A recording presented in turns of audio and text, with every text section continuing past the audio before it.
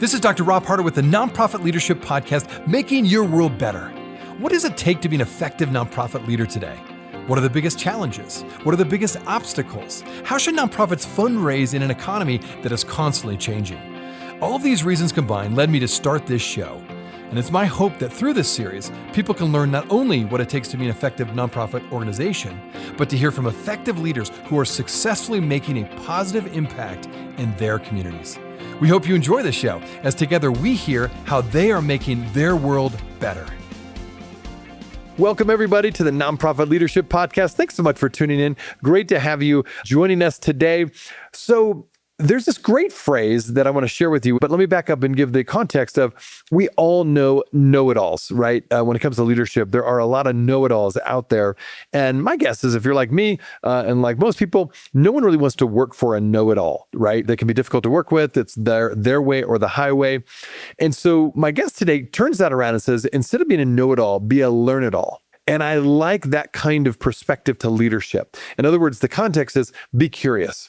I think being curious and showing curiosity with your team is a great sign of leadership. I know when I was going through the book Dare to Lead by Brené Brown, that was one of her key principles was don't judge, be curious. It's kind of the same idea. Show curiosity with your team, with your organization, with your own leadership. And I think that gives you a sense of openness and it brings the walls down with people around you if you're curious versus if you know it all, then people just have to line up and follow you regardless, right? And there's just not that sense of collaboration and connection. So I really like that principle of don't be a know-it-all, be a learn-it-all. And that forms the conversation with my guest today, Tim Coetzee. He is the CEO of the MS Society. And you may be surprised to learn that there's almost 1 million people in the U.S. today living with MS. And Tim will share about his leadership there. He'll also talk about some of the great treatments they're bringing to the table because of the great work the MS Society is doing. They have a very interesting background of how this organization started in the first place. And then finally, I ask him about his own leadership and who trained him, who formed his leadership, particularly when it comes to mentoring, and then how is he applying that to his own organization. So it's a great conversation. Always glad to have you on the show with us today.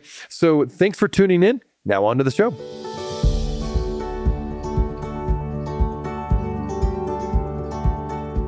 This podcast is sponsored by DonorBox. DonorBox, helping you help others with the best donation forms in the business. Well, welcome to the Nonprofit Leadership Podcast. I have Tim Coetzee here heading up the MS Society, which we're going to talk all about today. Tim, first of all, thanks for being on the show today. Rob, it's great to be with you. Absolutely. Well, I thought it'd be just really appropriate for my listeners to get some of the background on the MS Society because you have great brand recognition. People know the name, I think it's out there, but I don't think people know the story, partly because I didn't know the story of how it started. It's quite a remarkable beginning of an organization. And it came, as I've learned, it began all because of one caregiver back in 1946 who would not take no for an answer and made it her mission to find a cure for her brother. So let's start with that. Just tell us a background of how the MS Society got started. Certainly. So, and maybe what I could do is let me start first with the disease, multiple sclerosis, to bring everybody up to that. So basically, multiple sclerosis it's a disease of the person's brain and spinal cord. And, the way it shows up with many people is that imagine you go to bed one day, you wake up and you can't see out of your left eye and your foot is a bit tingly and you're having a hard time, walking. That gets you into the doctor. They, assuming they do everything we want them to do. They get you into an MRI. They tell you, here are these spots on your brain, these things we call lesions that are indicators of damage. And they'll say, okay, you've got multiple sclerosis. The disease, the multiple comes from, you can have multiple spots in the brain and it can come and go. There's no cure, but the good news is today, there's multiple dozens of treatments for the disease, a much better healthcare system, lots more support. We'll get into that in a second. And a lot more research to understand both the disease and get us towards a cure. So that's the disease today. What you're referring to is the origin story of our founder, Sylvia Lawry. So she was a New Yorker and had her brother, Bernard, had been diagnosed having MS in the late 40s, so in the midst of World War II. basically. There weren't a lot of neurologists around in World War II, because they were off doing what was going on in World War II. He, of course, was told, we have nothing for you. Just go home and put your affairs in order. Sylvia was basically the head of the family, in effect. She was the younger sister, but she really was the one who was holding the family together through some particularly challenging circumstances, and was really quite frustrated both by what the medical establishment had shared and basically told her and her brother every time they went to an appointment. And so she took out, in an act of love, she took out an 11-word ad, put it in what would be the social media of the day, the New York Times public notices section. So basically the Instagram of the day. And it was an 11-word ad that said, multiple sclerosis, will anyone recovered, please contact patient, and then had a mailbox number in it. That ad appeared in 1945. So that was about a year before the organization was started. Those 11 ads, it was interesting because for a while, she tried 3 times to get the ad published, and the New York Times wouldn't publish it because they thought she was actually doing a scam on people. And she persuaded them that, no, I am not scamming people. But then on May 1st, 1945, it appeared. Interesting day for it appeared for the history buffs who might be listening to your show. That was actually the day when countries started surrendering and World War II was coming to an end. And then on just 8 days later, Germany would actually surrender and the hostilities would cease in Europe. So kind of an interesting time to do this. Yeah. And so, but what happened is she would go to the New York Times every few days. People wrote to her, and about 50 people, best as we can piece together, wrote to her. They gathered at the offices of the New York Academy of Sciences and started, having community and support. Nobody had solutions, so nobody had recovered. But people wrote back to her saying, to do this. And that gave birth to then that community stuck together. About a year later, they formed what became the National MS Society today there in New York City. And then just a year later, so imagine this, in July 1947, they funded their first 2 grants, which in today's dollars would be about $1 million that they raised. Which, when you think about it, post-World War II, there's no infrastructure. At that time, you had the American Heart Association at the time. I think the Cancer Society was around. The major charity that was driving a lot of work in those days was the National Foundation to Cure Paralysis. What we know of as March of Dimes today was focused on curing polio at the time, and that's where she took her inspiration. And so from that ad, fast forward to today, you've got a global movement, billions of dollars of research, a national organization trying to change lives, both in the United States but around the world. So she is a remarkable woman and a real source of inspiration to me as I think about possibility and what you can accomplish with a determined focus. What a fascinating story. Yeah, like I say, what grit, is a term we use a lot now, that she had to get this off the ground, to take care of her brother, to not take no for an answer, and just to really, like say, raise money in a time that I'm sure was incredibly difficult to raise any money. Absolutely. And then think about the time, as a woman, founder of an organization, going where women didn't go in those days. And, there's this great picture in our office there's her and all these men, very stern looking men around her. And she was fearless and I think just relentless because, she saw what it was doing to her brother and just didn't want to take a no for an answer. I sadly did not have the privilege of meeting her. She had just taken ill when I joined the society, and so never had the privilege, but I understand from other people who knew her that she was just tireless and, one of those founders that, believed that we could find a cure. Okay. Oh, I love that.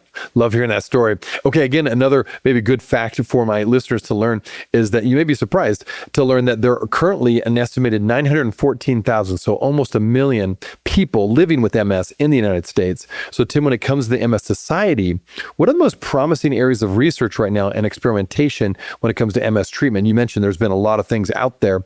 And then how are these disease-modifying therapies advancing? Like, give us some of the background of the process of that. Certainly. And so there's 1 million in the US. Actually, if you go globally, because MS is a global disease, there's almost 3 million people worldwide. And it's probably a little bit higher than that because there's some countries where we don't have good line of sight. What's changed about MS over the last 30 years is, first off, we have an incredible number of treatments. It is, when we think about neurological diseases, diseases of the brain like Parkinson's disease, Alzheimer's disease, MS, MS stands out as this incredible success story about what happens when you can have focused science that gets focused on delivering treatments. We went from having one treatment in 1993, when I first started doing research in MS, to today, like I said, dozens, more than 30 if you tally them up. No other disease in neurology has had that much progress in such a short period of time. Migraine is doing better. People living with migraine today have a lot more options, so that's good, that disease. But we don't have similar options in Alzheimer's, Parkinson's, and other diseases. So we are very fortunate in that regard. What's been transformative about these treatments that you call them, the disease-modifying treatments, which really, they don't cure the disease, but what they do is they target the immune system and basically adjusted it, tone it down so it's not attacking the brain as much as it used to. And, people diagnosed with MS today, let's say, you're a 25-year-old woman, you get diagnosed with MS, the doctor will then tell them, okay, I've got these 4 different treatments I can start you on. You're going to come in once a month for either once a month or every 6 months, or once a month, you give yourself a shot, but you're going to go on with life and not really, experience as many things. We'll manage you. We couldn't have that conversation 30 years ago, and that, the treatments of today are so good at stopping the disease, preventing it. They're not 100%. I don't want to miss your viewers that somehow everything has, been stopped. Not at all. We got lots of work to do, but we have lots of treatments in development, and the life with MS today is so changed because these treatments, and that came because of research, without a doubt. It came because of scientists dedicated to focusing on doing clinical trials, finding treatments and a cure. Our next frontier, I'd say from a research point of view, I would say a couple areas that we're looking at. One is we want to try to figure out, can we spot MS before it even shows up in a person's life? And wouldn't that be amazing? We're not there today, but we're getting right up close to where we can start identifying who's at risk. Then we need better treatments that are something that stop the disease in its tracks, as we call it, and prevent it from progressing. Then the other place is, imagine if we could actually repair the brain, restore what's been lost. And, when I started doing research in MS, nobody talked about that. Many neurologists were like, yep, never going to happen, can't be done. Good news is our brains actually, contrary to what many of us were taught, have an incredible capacity to repair themselves. And, they have the innate ability to regenerate, restore. We have great capacity. It's much better than when we're younger. So, and I know you're younger than I am. So your brain has got better capacity of repairing than I do. And it goes, it declines with age, but then everything about rebuilding the body declines with age. So that's, the aging process, life. But we are now actually doing clinical trials to restore and repair the brain. And so this concept of giving people what they've lost is amazing. And then the third research area that we're focused on as an organization is the idea of ending the disease forever. And for us, that's about preventing it. Can you stop people from ever needing to hear the words, you have MS? Like I said, we're not quite there yet, because to do that, you've got to figure out what the trigger point is. But we're on the cusp, and I'm just excited about how the global community is coming together. It's not just in the United States, but I've got colleagues at other MS societies from around the world. We're all moving together with one voice to find solutions. That's fantastic. Well, my guess is one of the reasons why you've been so successful is the partnerships and collaborations that you've developed over the years. And so maybe you could speak to that. I've had a lot of guests on the show talk about nonprofits in general, the importance of having collaboration and partnerships. To me, is such a critical hallmark, really, of nonprofits, because you can do so much more when you work with others. And I think nonprofits in the best scenarios are ones that are really bridging the gap between maybe government, for-profit, and the nonprofit sector. We'll be right back. Are you looking for an easy and effective way to boost your nonprofit's donations? Well, look no further than DonorBox, the online fundraising platform that streamlines your fundraising efforts, maximizes donations, and simplifies giving for your supporters. With DonorBox, you can create beautiful donation forms, accept digital wallet payments, track donations, and send auto receipts. And the best part? There are no setup or monthly fees and no long-term contracts required. So what are you waiting for? Visit donorbox.org today to get started. That is www.donorbox.org.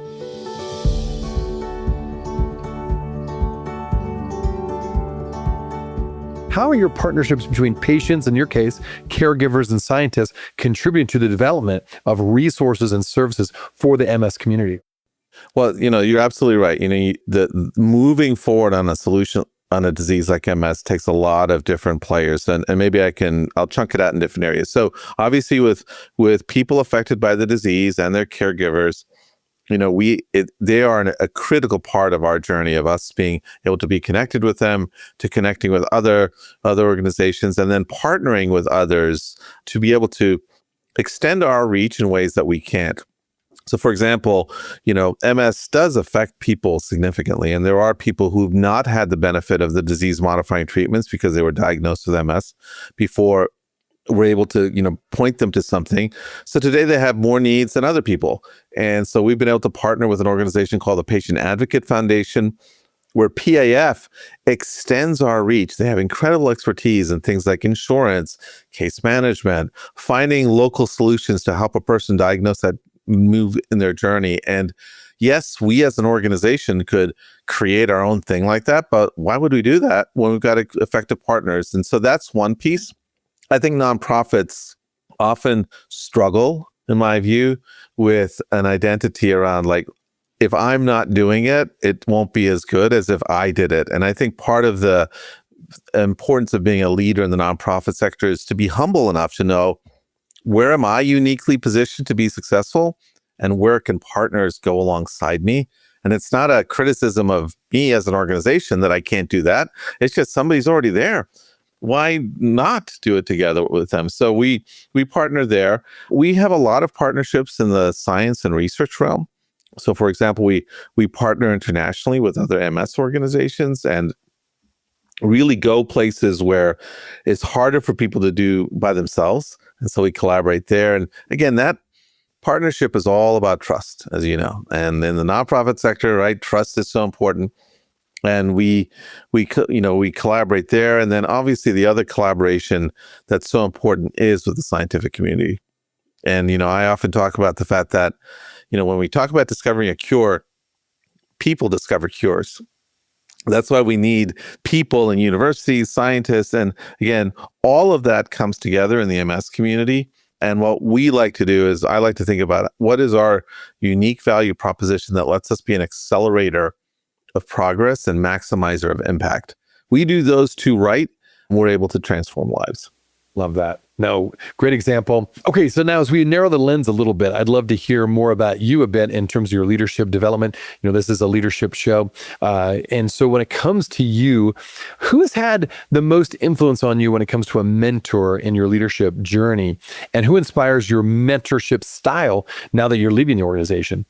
That's a great question. I as I think about it, I've got a number of mentors, and sometimes I've got almost an archetype mentor. But I think the person that I would say, if you said, Tim, you got to pick a person. Okay, I'll pick a person, and that would be one of the previous CEOs of the MS Society, Joyce Nelson. She'd been a couple CEOs back.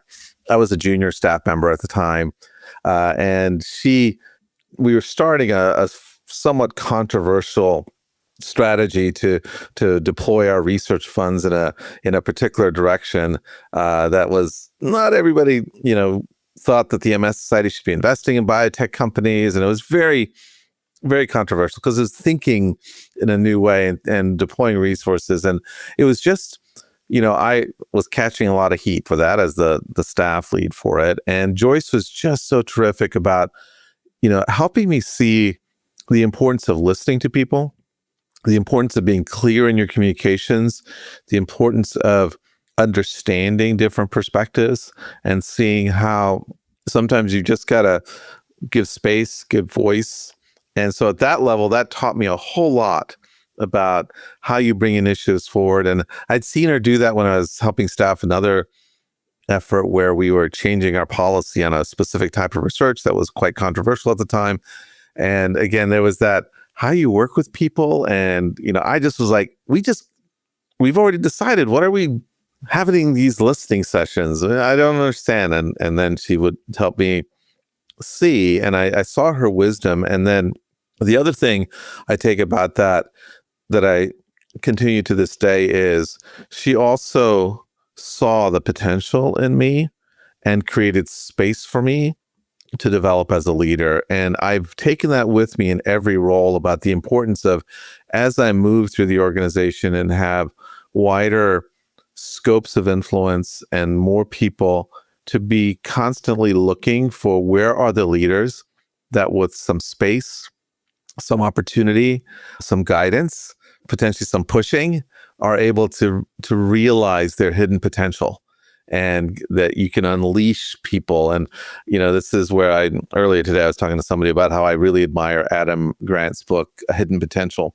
because it is about, ensuring that the people around you who have so much can have so much. And Joyce's example around that has stuck with me. She left the MS Society, 15, 16 years ago, but we've stayed in touch, and it hangs with me to this day. And it's just a reminder of the influence we can have as leaders. What a great example. I mean, what a great opportunity for you to be mentored by someone like that. And obviously you're implementing that now into your organization. Okay, so here's a question. As a leader, you always bump into this balance act in many ways of, on the one hand, you want to mentor and pour in and invest in your team. On the other, there's a role as a CEO, to keep people accountable too, to when they set up goals, they've got to follow through. How have you balanced that with, on the one hand, the mentoring, but also bringing that accountability? And is there a story or two where that's been a difficult combination to hold both at the same time? It's interesting because as CEO, that has become a bit more even acute and I think part of it is, the balance, as I think about it, is, particularly when you're in leadership roles, you're given a task, the board expects you to do X, Y, Z. Sometimes some leaders are like, I don't want to do that. I don't understand why we're doing this. Or they're like, I had a situation recently where someone said, well, if I'm, just tell me if we're going to be shutting this down, just tell me, and I can move on. And my response was like, no, that's actually not how leadership works. Yes, we've been given a challenge, but what I need from you is just give me your best thinking. Challenge, the role of leadership is not to, accountability to me in leadership is like when you are challenged, you're resilient to step up and say, okay, here's why. Make the argument. Tell me the why you need this. You're expecting me to sort of just hand it to you. I'm like, I'm not going to do that. I need you to bring what is your unique strength, because yes, I could come up with something, but it'll be better if you actually drive it. And that role of, being alternating between casting a vision and saying, okay, we are all going in this direction, versus, being more of a coach. And, sort of two images I carry in my mind when I work as a leader is, on the one hand, Bob Iger, everybody knows who Bob Iger is, CEO of Disney, very strong, visionary, great communicator. And he serves as sort of a mental inspiration to me in those moments. And then on the other hand, Steve Kerr, the coach of the Golden State Warriors, who I really admire a lot. And what he's trying to do is forge a team. And I believe that in our role as leader, that's what we have to balance, is like, when are you the visionary? When are you the coach? Sometimes you're a driver. And, the challenge, and I'm sure you see this with, in your show, is how you can know which of those roles to play as a leader in the context you're in. And to have clarity around that in terms of like, which one is it in this moment in time? And I'll be the first to tell you, I'm still learning and growing as a leader. And, I'm never done. I won't be done. And part of that is the growing process. I so appreciate you just sharing that last statement. I think that's very significant. I feel like the leaders that I've seen that have continued to be good leaders well into, retirement are the ones that are always learning, always growing, never quite, there. You're always growing as a leader. And I think that's a great thing to say, particularly for young leaders coming up. It's not like you arrive, even though you have a very large organization, you've been doing it for a long time. I think that's a great perspective. I always point people to Marshall Goldsmith as another sort of inspiration because, this man is 75 years old and still going and giving strong. And I'm like, you know what? When I grow up, I want to be Marshall. Yeah, totally. There you go. Great example. Absolutely. When it comes to leadership principles, then, do you find yourself focusing on, what do you find yourself focusing on most when it comes to leading your organization forward? Are some themes that keep coming up when it comes to your leadership? Yeah, part of it is I've expressed to my leadership team the kinds of things that I'm looking for. And it sort of is a duality where I say, good looks like this, not great looks like this. And so, for example, for me, like, I think leaders should lead with curiosity. Always begin leading with curiosity.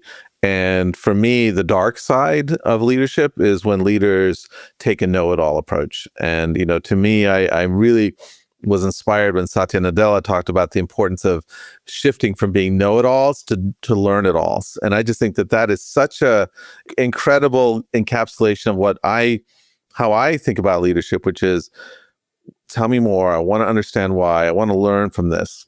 The other piece, around that is, great leadership, I think, also starts from the standpoint of being solution focused and not sort of, not agreeing with something in the room, but talking about it outside in the room. It's like it's gotta be in the room is one of the areas that's really important. And then recently I had another sort of interesting perspective that one of our leadership volunteers, who happens to be a senior person at Microsoft, shared, which he said, sometimes, when you're a leader, you need to create space for people to say that it's okay to get the C+.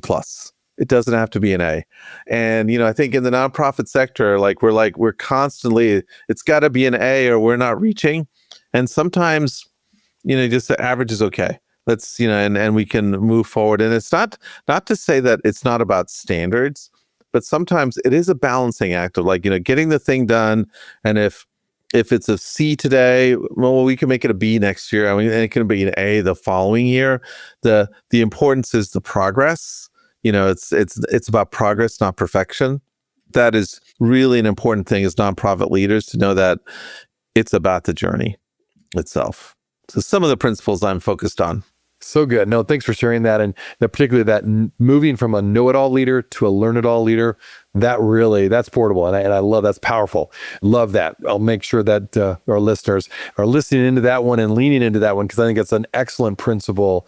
Particularly, I feel like as you rise in leadership and your organization, say, gets bigger, or you just have an opportunity at a bigger organization, I think even more so, you need to become a learn-it-all, right? Rather than a know-it-all. I think your people will respect you more, and you have that, hey, tell me more, that curiosity. I think that's a really, really great advice.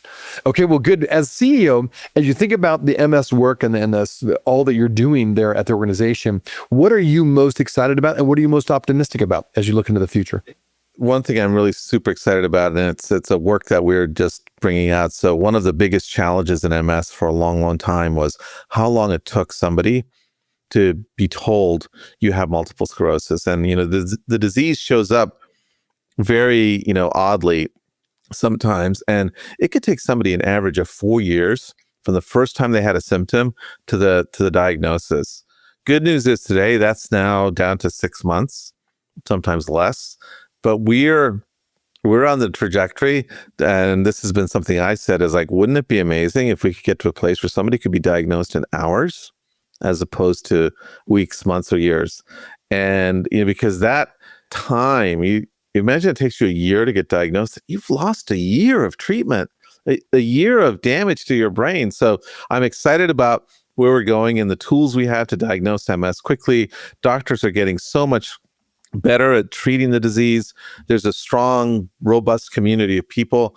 And, where we are with MS today, people can have an experience where they don't have any new lesions, no relapses for 5 years, which I just think was unheard of.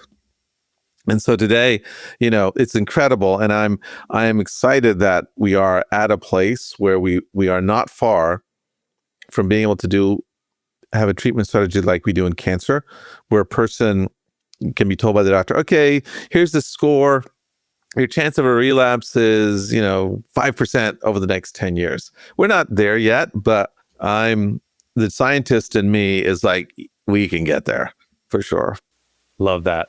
No, I love that optimism, and I'm impressed just hearing even more how many treatments you have already.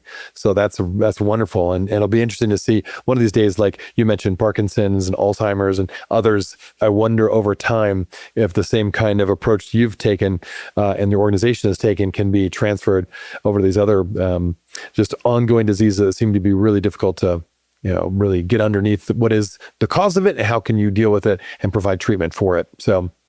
Absolutely. And one of the, so Sylvia Lawry had lots of different things she was known for saying. One of the things that she was well known for saying is that she was looking forward to the day when MS stood for mystery solved. And that's what I'm hoping that, we can get there. That's great. No, well said. Well, good. Well, for my listeners again, and those who are listening, how can people find out more about you and maybe find out more about the organization as well? Certainly. So best way to find out about the National MS Society is go to nationalmssociety.org, all one word. And then if they want to find me, my main presence is on LinkedIn. You might find a rather tiny presence for me on Facebook. My main social platform is LinkedIn, where I just look up Tim Coetzee and you'll find me on LinkedIn. And only thing I talk about on LinkedIn is multiple sclerosis. That's where I use my platform. You can learn more about me there, and happy to be connected with your audience through it. Sounds good. Well, Tim, again, thanks for taking time out of your busy schedule to share what you're doing. Love the improvements and the leadership you've lent to that organization. Great job. I mean, it's impressive to see all you've done. Well, Rob, thank you so much for having me on your show, and it's great to be with your audience. Hey, friends. Well, I wanted you to know that this podcast can be found on iTunes, Spotify, Amazon, Google Podcasts, and wherever you listen to other podcasts. I also want to encourage you to like, subscribe, and share this podcast with others. This will actually help us get this great content out to more nonprofit leaders just like you. You can also join the Nonprofit Leadership Podcast community. Find other resources and interviews of past guests, all on my website, nonprofitleadershippodcast.org. Well, thanks again for listening, and until next time, keep making your world better.